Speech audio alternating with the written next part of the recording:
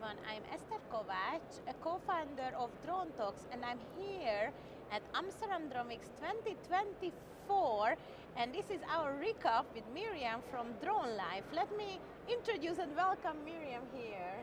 Thank you so much, Esther. It's great to see you again. I love seeing you out on the road at conferences. This, I think, is the third year we've done these, so Yes. thank you again for having me.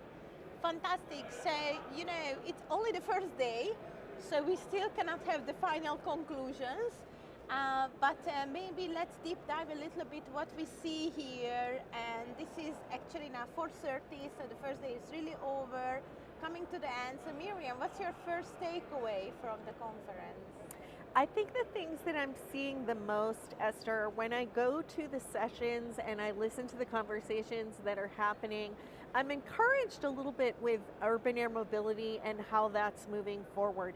You know, previous years we've heard conversations that were very high level. We were really talking about big concepts, but we didn't have much going on the ground. Now I'm listening to more concrete discussions. We have the Paris Olympics coming up this summer where Volocopter will be operating.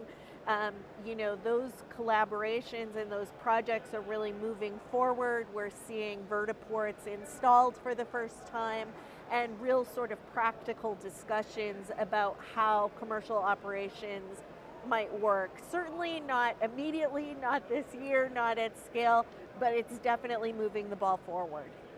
Yes, and I think this is my takeaway from this year, not just only this one day, is that now commercialization and profitability is the key. Regulation in Europe at least, out. Good or not, Yes. but it's out. It enables companies to operate. But, I feel like a little bit we have this stop because the money is not flowing anymore from investors, definitely not. So they need to create their own revenue, but how, when? So this, to me, 2024 is the question, revenue generation and how quickly we can create revenue. So what do we need to create revenue, Miriam?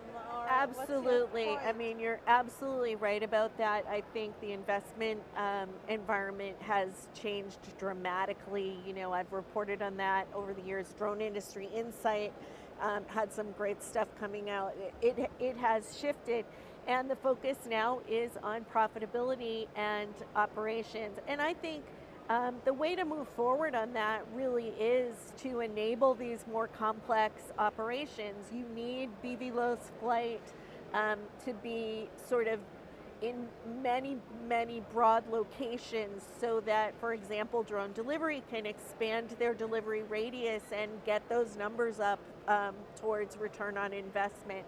You need things like end-to-end operations so that one operator can operate multiple remote drones.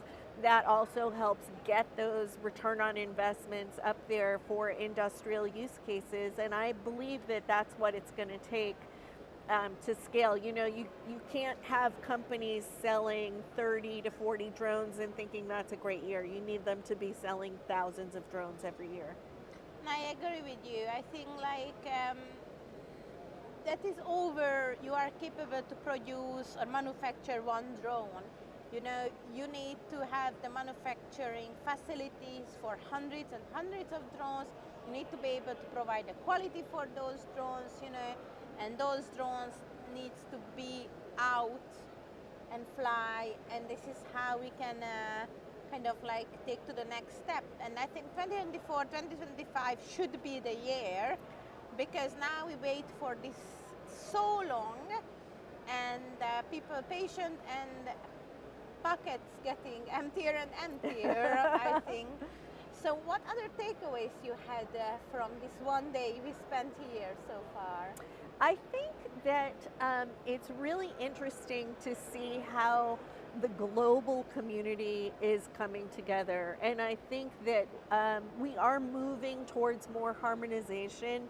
You know, of course, in Europe, harmonization has been a key phrase. You need to harmonize between the European states, but I think we're also seeing a bigger push towards harmonization and interoperability between, the US, Europe, Asia, all regions of the world, because commercial drone services companies want to operate in all regions, and we need a harmonized framework of both technology and regulations to make that happen.